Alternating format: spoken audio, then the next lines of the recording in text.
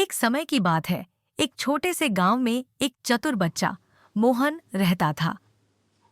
वह हमेशा नई नई चीजों की खोज में रहता था। एक दिन उसे गांव के बाहर एक रहस्यमय जंगल के बारे में सुनाई दिया। कहा जाता था कि उस जंगल में जादुई जीव रहते थे। उसने अपने दोस्तों रीमा और कबीर को बुलाया। सभी ने मिलकर जंगल जाने का फैसला किया। मोहन ने सोचा, मुझे इस जंगल की सच्चाई पता करनी होगी। जैसे ही वे जंगल में पहुंचे, चारों ओर अजीब सी खामोशी थी। अचानक एक चमकीला पक्षी उड़कर उनके सामने आया। तुम कौन हो? रीमा ने पूछा। पक्षी बोला, मैं इस जंगल का रक्षक हूँ। तुम्हें यहाँ क्या चाहिए? मोहन ने कहा।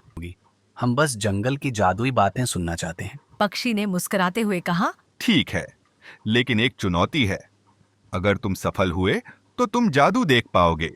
पक्षी ने उन्हें एक पहेली दी। एक कमरे में 4 दीवारें हैं। हर दीवार पर एक दरवाजा है। तुम बाहर नहीं जा सकते जब तक तुम यह नहीं बताओगे कि तुम क्या चाहते हो। मोहन और उसके दोस्त उलझन में पड़ गए। उन्होंने सोचने में समय बिताया।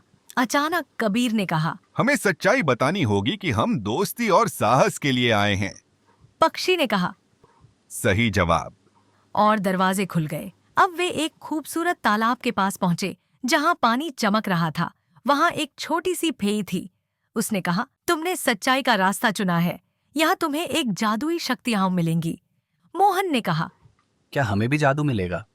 फेई ने हंसते हुए कहा, हाँ, लेकिन इसे सही तरीके से इस्तेमाल करना होगा।